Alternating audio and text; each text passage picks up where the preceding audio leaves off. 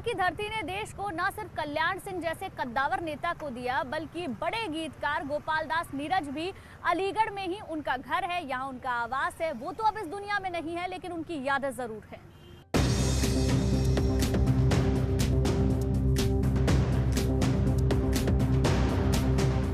अलीगढ़ सिर्फ सियासी गढ़ नहीं है, बल्कि इसकी पहचान शिक्षा के केंद्र और ताला नगरी के तौर पर भी है। ऐसे में हम पहुंचे अलीगढ़ मुस्लिम यूनिवर्सिटी। अलीगढ़ मुस्लिम यूनिवर्सिटी अपने गौरवशाली इतिहास के लिए पूरे देश भर में जानी जाती है। पूरे देश भर से छात्र यहाँ पर पढ़ने के लिए आते हैं।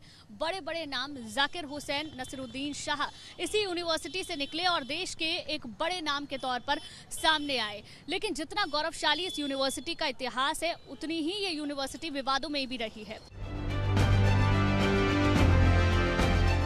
कभी जिन्ना का जिक्र तो कभी किसी और वजह से विवादों में घिरी रहने वाली एएमयू का अपना लंबा इतिहास है।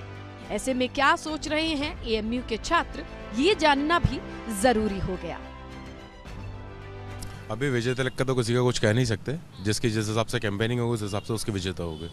और रही पार्टियों की बात, तो मैं आपको बता दूं, पार्टी कोई भी साफ सुथरी नहीं है। सबके ऊपर कलंक है, सबके ऊपर दाग है।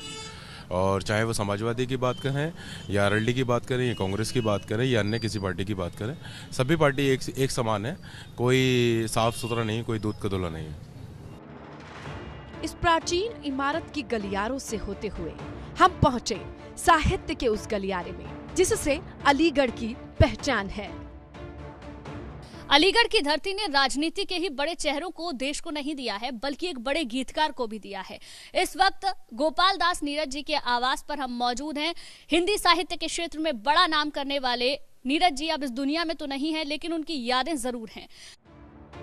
कवि गोपाल दास नीरज के पुश्तैनी मकान में हम पहुंचे तो उनकी लिखी रचनाएं मानो हवा में तैर रही थी।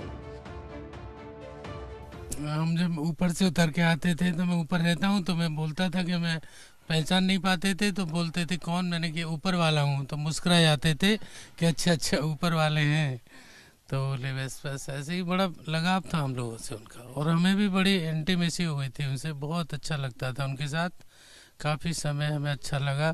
पहले हालांकि हम आना नहीं चाह रहे थे, लेकिन बाद में हमें अच्छा लगा और ये लगा कि हम कितनी बढ़िया जगह आ गए हैं और ऐसे व्यक्ति की सानिध्य में रह रहे हैं।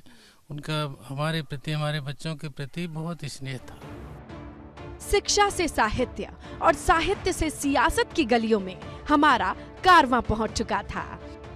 फिर हम पहुंचे उत्तर प्रदेश के पूर्व मुख्यमंत्री कल्याण सिंह के आवास पर।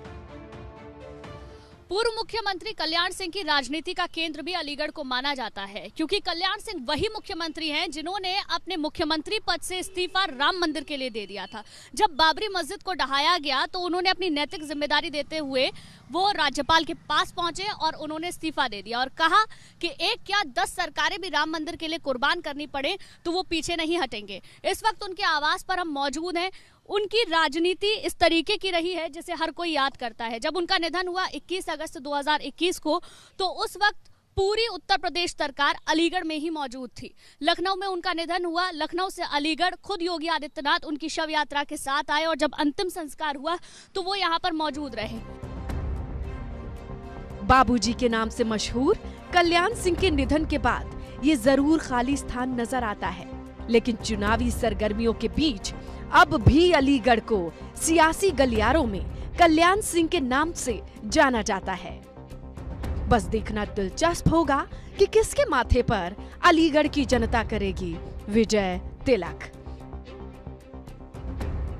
एबीपी गंगा के लिए अलीगढ़ से गुंजन दीक्षित के साथ ब्यूरो रिपोर्ट।